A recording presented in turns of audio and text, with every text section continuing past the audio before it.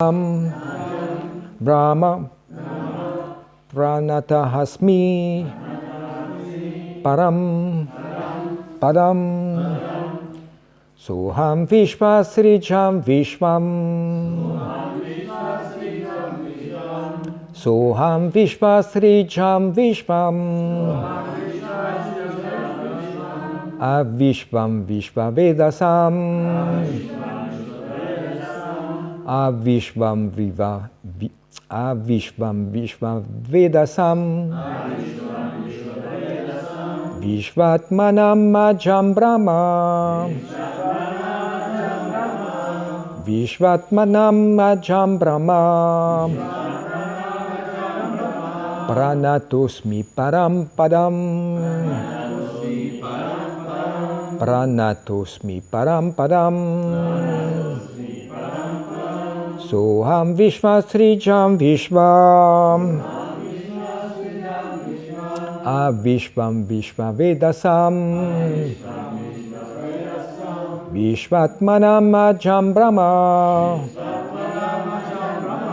Pranatosmi Param Padam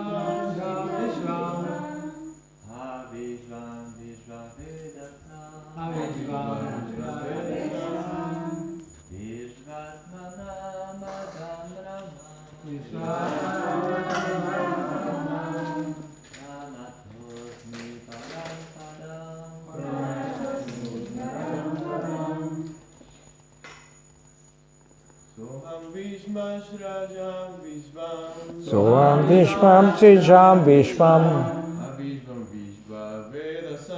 Advishvam Vishvavedasam Vishvatmanam Majam Brahma Pranatosmi Param Padam. Mataji.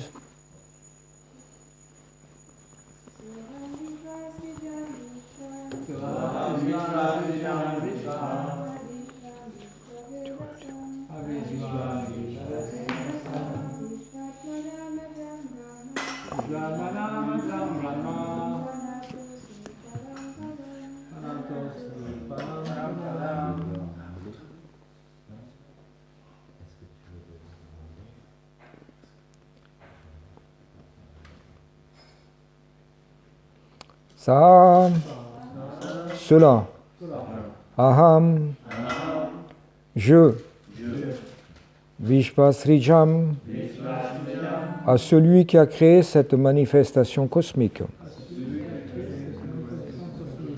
Vishvam, qui est lui-même la manifestation cosmique tout entière. Avishvam, bien qu'il la transcende. Entre parenthèses, la manifestation cosmique. Vishvavedasam, qui est le connaissant ou le constituant de cette manifestation matérielle. Vishvahatmanam, l'âme de l'univers. Ajam, qui est non-né, éternel. Brahma, le suprême. Pranatahasmi, j'offre mon respectueux hommage. Param, qui est transcendantal. Padam, le refuge. Traduction est honneur importée par sa divine grâce à Sri Bhaktivedanta Swami Srila Prabhupada.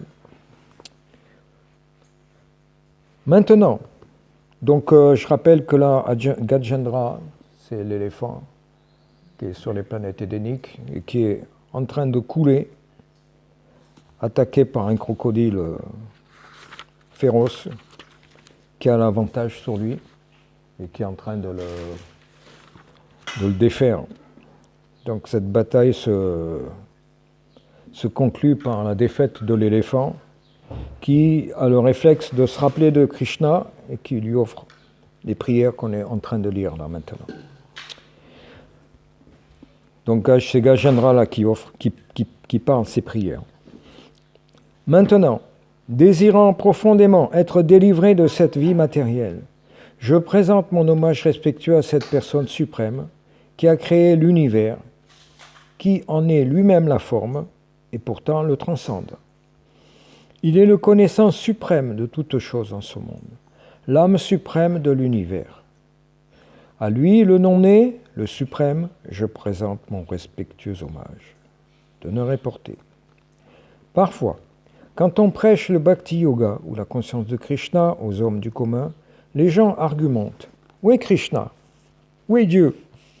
Pouvez-vous nous le montrer? Ce verset nous donne la réponse. Si nous sommes suffisamment intelligents, nous devons savoir que quelqu'un a dû créer l'entière manifestation cosmique, qu'il en a fourni les différents composants issus de lui-même, et que cette personne existe éternellement mais ne se trouve pas dans ce monde manifesté. En se fondant simplement sur cette suggestion, on peut présenter son hommage respectueux au Seigneur suprême. C'est là le commencement d'une vie de dévotion.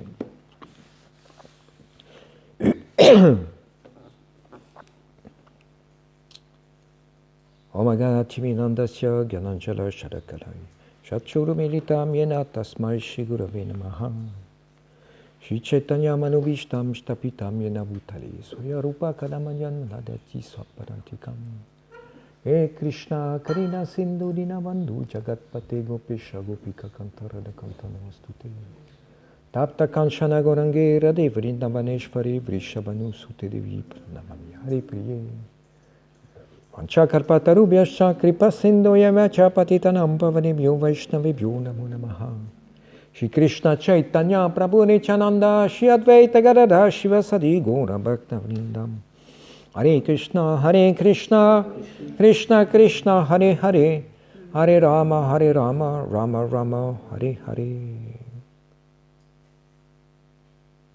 Donc là, Gajendra présente ses réalisations de Dieu la personne suprême et présente l'aspect créateur de Krishna et l'aspect Paramatma, comment il pénètre en fait au sein de la matière de chaque atome et il est aussi dans le cœur de tous les êtres.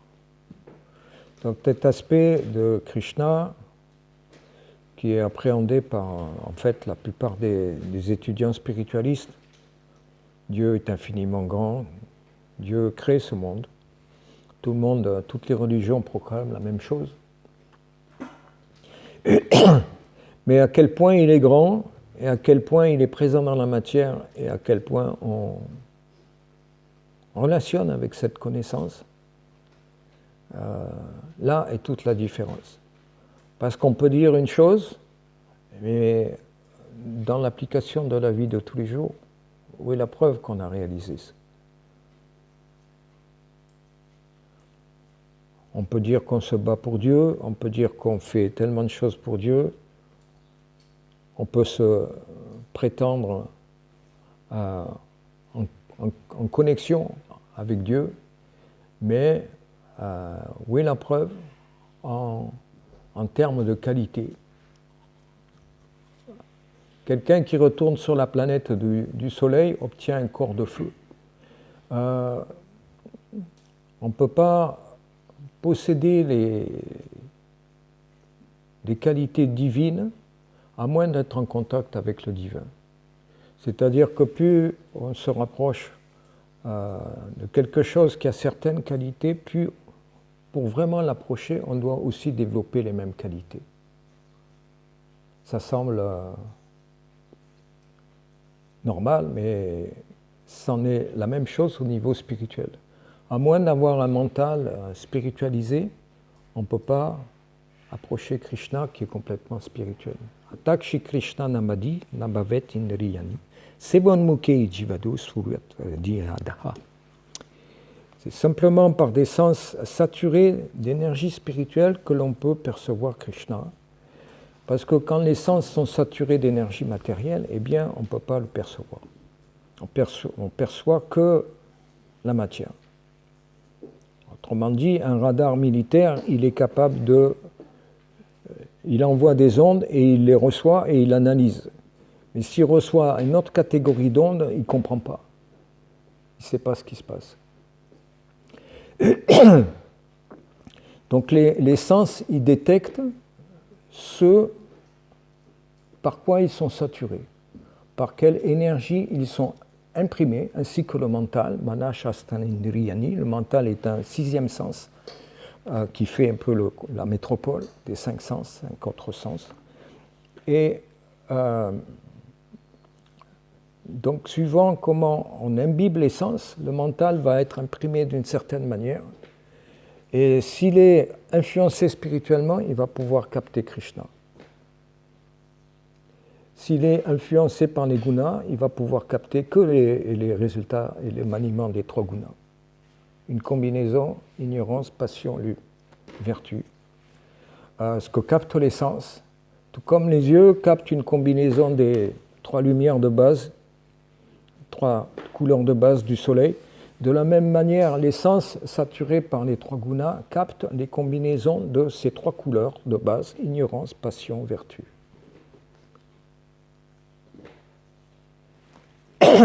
Pour capter le spirituel, ce verset que j'ai cité, il faut commencer par spiritualiser la bouche. Sevan Mukhe et Jivado. Sevan Mukhe, la bouche, seva, faire un seva. Un service à Krishna à travers la bouche. C'est donc le sens principal, comment on peut écouter et parler à propos de Krishna. Parce que quand on parle, automatiquement, il y a le réflexe écouter. Donc Shravanam, Kirtanam, ce sont en fait les deux pratiques dévotionnelles qui sont proéminentes. Il y a 9 pratiques dévotionnelles, Shravanam, Kirtanam, et donc la plus importante est en fait qui est accessible aux communs des mortels, parce que même s'ils entendent le nom de Krishna, pour eux, ça a l'air d'être une vibration matérielle, mais en fait elle est spirituelle. Et petit à petit, si on soumet son mental à la vibration spirituelle du chant des saints noms de Krishna, eh bien, le mental devient spirituel lui aussi. Alors que si vous chantez le nom d'une marque de boisson, ou de Coca-Cola ou Pepsi, ben, vous n'obtiendrez pas ce goût-là. Et vous n'obtiendrez pas les qualités pour percevoir ce goût-là non plus. Alors que du fait que le nom de Krishna n'est pas différent de Krishna et du monde spirituel, eh bien ça ne se passe pas de la même manière. C'est-à-dire que petit à petit, le mental, par le processus de l'écoute, devient saturé de cette vibration spirituelle et peut, avec le temps, se purifier et comprendre la divinité du nom de Krishna. Et comprendre en fait les qualités, la forme, du divertissement, l'avènement du Seigneur, comprendre en fait tout ce que dit la Bhagavad Gita, ça devient accessible. Donc là, dans la teneur reportée, Srila Prabhupada explique comment les gens en fait argumentent « Où est Krishna? Où est Dieu? Pouvez-nous nous montrer ?» Donc la réponse est que pour accéder à une personne suprême, on ne peut pas y accéder aussi facilement, aussi bon marché. On voit que dans le monde matériel, eh bien, il faut prendre rendez-vous. C'est pour quel sujet? Vous êtes qui? Vous avez quelle qualification pour rencontrer telle personne? Ça se passe comme ça. Que dire au niveau des devas? Que si on veut les faveurs d'un deva, ou les armes d'un deva, astra, ou bien la compagnie d'un Deva. Là, je parle pour ceux qui sont déjà dans la culture védique, qui sont déjà pas mal avancés. Eh bien, ça demande un processus, et ça demande une invocation, et ça demande un certain processus d'adoration. On voit aussi dans la sphère politique, quand on veut les faveurs de grosses huiles ou de ministres, etc., eh bien, ça se passe qu'il faut rendre service, il faut faire quelque chose pour eux, il faut les adorer d'une certaine manière, il faut leur donner leur attention, leur temps, son temps. Il faut faire tout un tas de choses pour pouvoir avoir les faveurs d'une grosse huile et pour pouvoir avoir un avantage en termes de circonstances ou d'opposition ou salaire ou je ne sais pas quoi. Donc voilà pourquoi les gens, dans l'âge de Kali qu'on vit en Occident, dans lequel on vit en Occident, eh bien, se font adorateurs de vedettes ou de ministres bon marché. Donc dans la culture védique, traditionnellement, les gens adoraient les devas pour des bénéfices matériels, mais dans une société qui était influencée par la vertu et la pure vertu, les gens n'oubliaient pas d'adorer Shri Krishna, le créateur et le mainteneur de cet univers matériel. Donc petit à petit, les civilisations, quand elles sont devenues de plus en plus intéressées matériellement, elles ont fait des arrangements pour tricher le système tel qu'il est fait originellement. Originellement, les gens adorent Krishna, les devas sont satisfaits, les pluies tombent et la richesse est là pour ceux qui sont dans la vertu. Bien sûr, ceux qui sont dans l'ignorance, ils peuvent voler, piller, conquérir. C'est ce qu'ont fait les Espagnols, les Américains, les Occidentaux. Ils ont pillé, ils ont envahi, ils ont pillé. Ceux qui sont dans la passion, ils essaient d'obtenir des monopoles. Ceux qui se cachent derrière le paravent de juifs, et qui adorent en fait Mammon plutôt que Yahvé. Les Chinois qui créent leur monopole doucement derrière la table, c'est conquérir les richesses de la terre par la passion. Par la vertu, le système est s'enrichir en utilisant l'agriculture et les produits de la terre et la vache. La pure vertu, c'est en dédiant son adoration à Dieu la personne suprême et en faisant semblant d'être conditionné dans la vertu, mais en fait ça ne nous intéresse pas parce qu'on ne veut pas rester dans ce monde matériel. Notre intérêt, c'est adorer Krishna et naturellement retourner à lui parce qu'on va se sentir bien avec lui. Donc on voit les différents types de civilisations qui s'enrichissent pendant un certain temps et qui finissent par disparaître. Quand les civilisations font des arrangements matériels pour essayer d'avoir la richesse, mais sans adorer, sans reconnaître l'origine de la richesse, eh bien finalement, elles finissent par s'enliser et puis par se perdre. Alors on voit comment les gens font des arrangements en adorant les devas, en construisant des pyramides qui sont des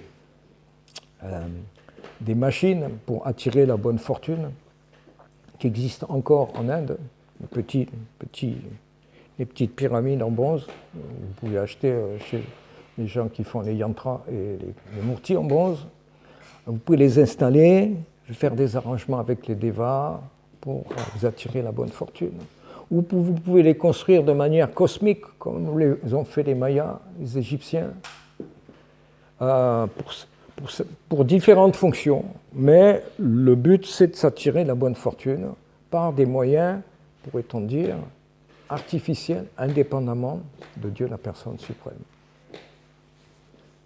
Donc ça veut dire vivre, essayer de recréer des conditions édéniques, sans adorer ni les Devas ni Krishna. Donc c'est une démarche démoniaque qui peut marcher un certain temps, mais qui finit par être annihilée dans le flot du temps. Donc on peut voir comment, quand on lit les Védas, on voit comment le système védique a été institué par Brahma, qui l'a transmis, etc., à l'humanité, aux Manus, aux Devas, etc. Et on voit comment, en fait, ça a été perdu sur toute la Terre, alors que ça existait, et ça a été conservé, en fait, seulement en Inde, où il y a seulement encore en Inde des traces du Varnashram Dharma, et seulement des traces de l'organisation de la culture védique telle qu'elle était pratiquée avant. Comme disait Srila Prabhupada, un mammouth, même s'il est mort, il a toujours de la valeur parce qu'il y a les défenses, il y a les os, il y a quelque chose qui reste. Donc c'est en Inde qu'on peut reconnaître comment en fait le système d'acquisition des richesses matérielles et spirituelles existe.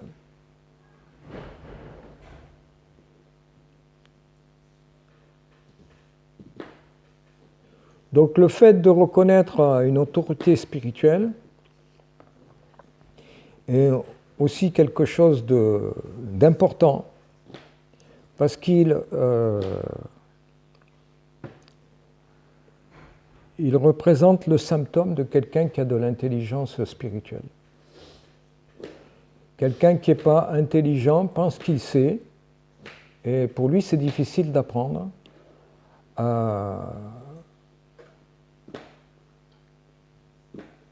son attitude, imbu de faux égos, bloque l'acquisition de la connaissance.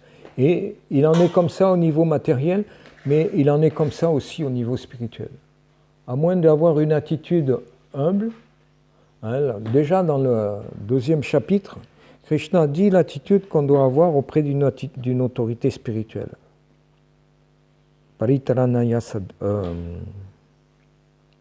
comment il va ce verset ?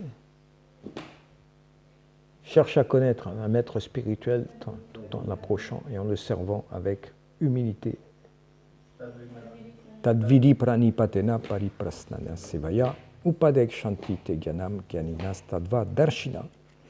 Et donc en rentrant comme ça dans la confidence d'une personne avancée spirituellement, eh bien on partage aussi ses réalisations. Tout comme dans l'ancien temps, le compagnonnage, c'était les apprentis qui servaient l'ouvrier qualifié et il y avait un rapport de service et de sympathie qui était là et l'ouvrier qualifié donnait toutes les ficelles à l'apprenti pour lui transmettre le savoir. Ça marchait aussi comme ça, matériellement. On voit aussi dans la culture védique, quand Arjuna est allé sur les planètes édéniques, Indra l'a confié ses soins à... Comment il s'appelle ce déva ? Au déva qui est en charge de l'éducation de la musique, les arts et la danse. Et Arjuna, c'était son ami. Et il lui a tout appris. Qui fait qu'après, lui-même, il était capable d'être professeur. Et ça lui a servi quand il était caché dans la cour du roi pendant la dernière année d'exil.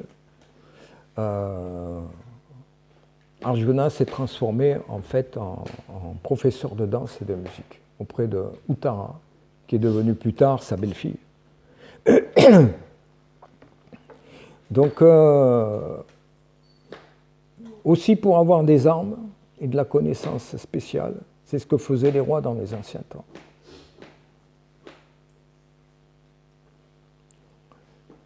Donc, le verset donc, que j'ai cité explique implicitement que en se soumettant à une discipline spirituelle, auprès d'un maître spirituel qualifié, eh bien, soi-même, on se qualifie pour partager ses qualités. Et finalement, on devient intime avec Krishna. On est introduit dans sa famille. Donc, ce n'est pas une mince affaire, ce n'est pas quelque chose qui peut se dire comme ça assez facilement, mais rentrer dans la confidence d'une personne, surtout si c'est une personne qui est parampadam, de refuge ultime, éternel, n'est pas quelque chose qu'on peut réaliser facilement. Et voir Krishna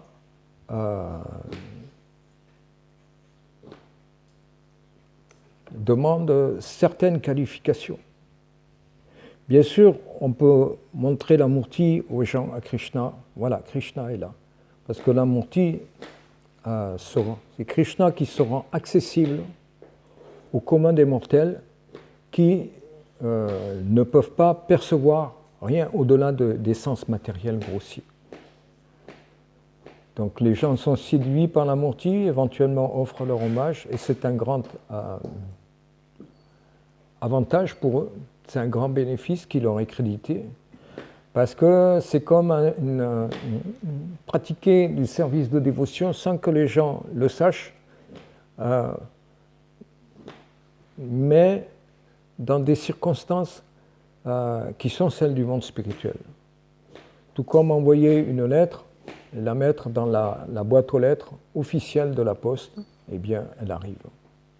Donc quelqu'un qui poste son service de dévotion devant Krishna, la boîte à sous, là, devant, ou qui fait quelque chose pour Krishna, ça va au cœur de Krishna. Krishna le comptabilise. Bien que ça soit conditionné, bien que ça soit avec des sens grossiers, bien qu'on ne puisse pas capter les qualités de Krishna, mais néanmoins, ce service est accepté. Donc c'est ça le grand avantage qu'il y a en Inde, et c'est ça le grand avantage qu'il y a de pouvoir servir la Murti ou quelque chose qui a trait à la Murti, que ce soit l'agriculture, la cuisine, les fleurs, les bijoux, faire les vêtements, nettoyer le temple, ou ce qu'il y a autour du temple, nettoyer autour du temple, refaire le toit, refaire les pierres.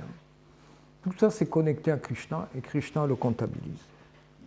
Et quand Krishna est satisfait de la quantité de service qui a été accompli, Krishna se révèle.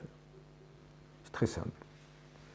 Il n'y a pas de coup de baguette magique. Bien sûr, il peut y avoir un coup de baguette magique parce que Krishna, c'est le roi des magiciens. Donc, s'il veut, il peut donner toute réalisation à une personne qui barbote dans le conditionnement le plus total. Et puis, tout d'un coup, devient réalisé.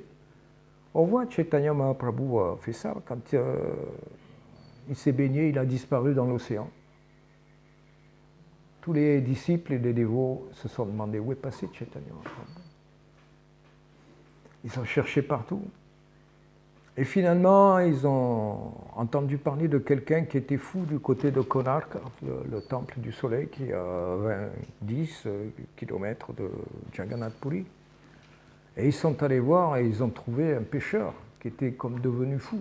Il était devenu fou d'amour de Dieu. Il avait dit, il disait, j'ai ramassé quelque chose dans mes filets, je l'ai touché, et tout d'un coup je me suis mis à bondir d'extase. Et les dévots ont compris. Le pêcheur a pensé qu'il avait été hanté par un fantôme. Et après, les dévots lui ont expliqué. Ils ont expliqué le corps transcendantal de Chaitanya Mahaprabhu a été pris dans tes filets, t'es grandement fortuné. Donc le pêcheur qui était habitué à pêcher ses poissons, tout d'un coup, il a ramassé le gros lot. On peut dire. Tout d'un coup, crac. C'est pas un pêcheur ordinaire, ça c'est clair. De temps en temps, Chaitanya Mahaprabhu fait des réalisations comme ça. Il avait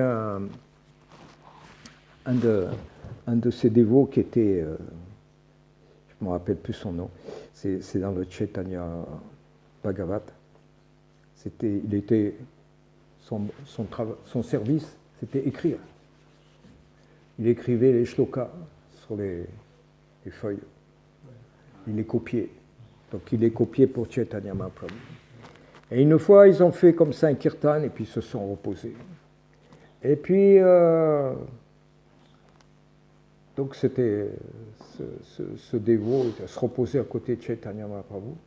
Et puis, Chaitanya Mahaprabhu a posé sa main sur son corps, comme ça en dormant. Et puis tout d'un coup, ce dévot, il s'est réveillé, il a eu la réalisation que la main de Chaitanya Mahaprabhu, c'était celle de Krishna, avec des bijoux. Il a eu tellement de réalisation qu'il a sauté en l'air, il a dit « je l'ai vu, je l'ai vu, je l'ai vu, je l'ai vu », il sautait. Pendant 15 jours, il ne mangeait plus, il était en extase complète. Et Chaitanya Mahaprabhu dit, et il a dû percevoir quelque chose. Bien sûr, c'est lui qui se montre à son dévot, satisfait de son service. Il a montré juste sa main. Et ça suffit pour que le dévot soit complètement envahi d'extase, hanté comme un fantôme pendant une quinzaine de jours. Donc Krishna se montre par-ci par-là, suivant aussi le service que ces dévots aiment lui rendre. C'est la manière taquine, pourrait-on dire, que Krishna se révèle. Krishna n'est obligé par personne. Il est suprêmement libre et indépendant. Et donc, c'est son doux plaisir qui fait que tout d'un coup, quelqu'un réalise Krishna, ou même réalise que Krishna est Dieu la personne suprême, ou que Chaitanya Mahaprabhu est Dieu la personne suprême. Parce que beaucoup de gens ont côtoyé Chaitanya Mahaprabhu, mais n'ont pas eu la réalisation qu'il était Dieu la personne suprême. Ou ils l'ont eu beaucoup plus tard. Donc la perception de Krishna n'est pas aussi évidente et demande une certaine intelligence purifiée, une certaine intelligence spirituelle et aussi une certaine dose de faux ego qui a été lavé, érodé des fois par des circonstances qui fait qu'on est pauvre, on est malheureux, ou bien on recherche vraiment la vérité absolue, ce qui fait qu'on est humble, puis on cherche. Hein? Krishna explique dans la Bhagavad Gita les quatre types d'êtres qui viennent à lui. Et on voit qu'en fait, le dénominateur commun de ces quatre types d'êtres humains qui s'enquirent de Krishna, qui approchent Krishna, c'est qu'ils ont peu de faux égos. C'est-à-dire, ils ont peu de fausses identifications avec le corps et ils sont rendus humbles par un concours de circonstances, souvent. Donc l'humilité, c'est quelque chose de très important dans le savoir. C'est pourquoi Chaitanya Mahaprabhu, dans son troisième shloka, Trinada Pisunichena, dans ce verset, il est expliqué que sans humilité, on ne peut pas chanter longtemps les saints noms du Seigneur. On peut chanter un certain temps, c'est déjà bien, c'est déjà pas mal, mais chanter avec constance et longtemps, ça demande d'encaisser beaucoup de coups et d'être vraiment humble, comme un petit de paille sur l'eau. Il faut considérer la réalité et qu'on n'est rien du tout, un brin de poussière perdu dans l'univers. Il faut réaliser ces choses-là et c'est une qualification qui fait qu'on peut voir Krishna et qu'on peut capter Krishna. Si on est trop imbu de son éducation ou de sa richesse ou de ses origines ou de sa race ou qu'on est identifié comme ça parce qu'on a un passé ou quelque chose ou un acquis qui est en fait un fardeau, eh bien c'est un boulet qui nous empêchent de nous libérer et qui nous empêchent de voir Krishna.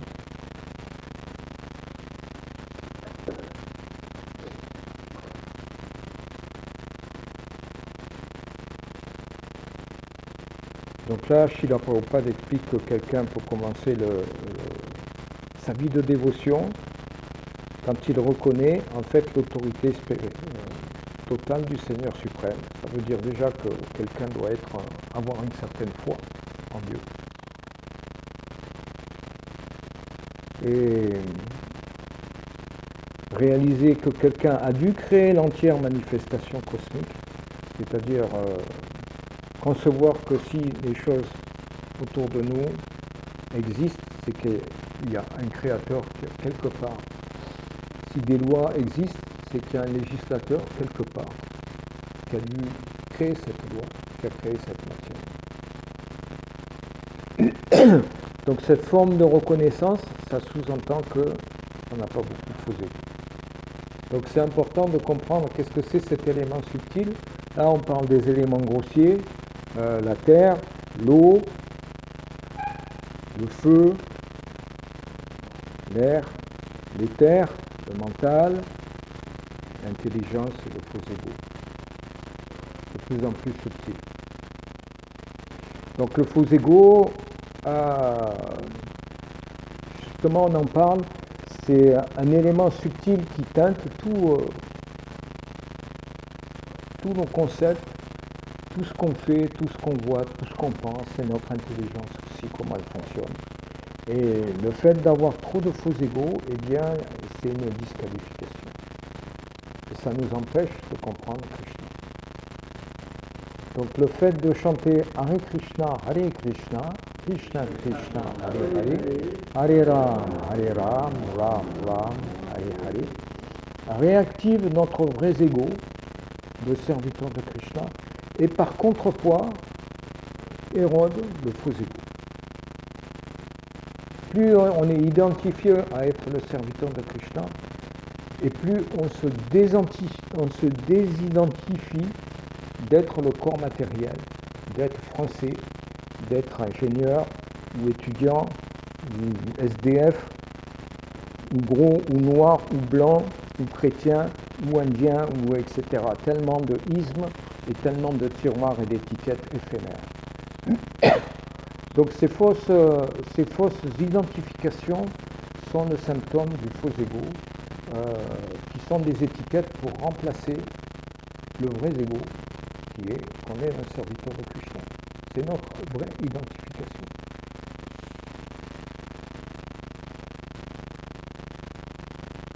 Il y a peut-être des questions, des commentaires. C'est notre position constitutionnelle d'être serviteur de Krishna. Alors on ne veut pas prendre la position de serviteur. Non, moi je ne suis pas serviteur, je suis patron, j'ai déjà 50 000 employés sous ma direction. Qu'est-ce que j'ai besoin d'être un serviteur? Grosse disqualification.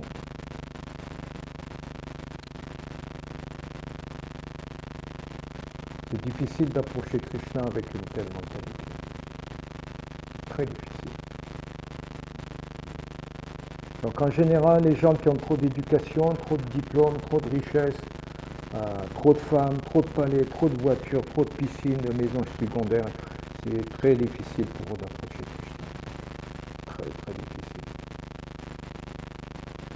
C'est autant de boulets qui les rivent à ce monde matériel, et puis pas seulement qui les rivent à ce monde matériel, mais qui les coulent au fond de l'océan, parce qu'ils en font mauvais usage.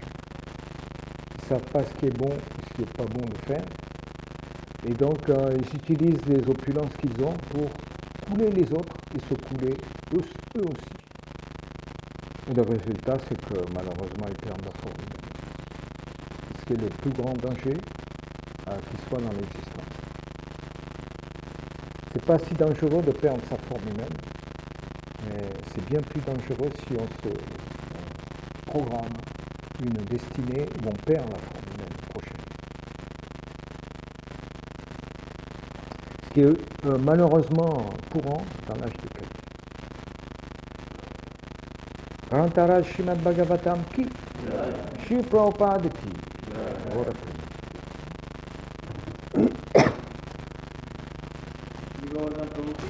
Hare Krishna.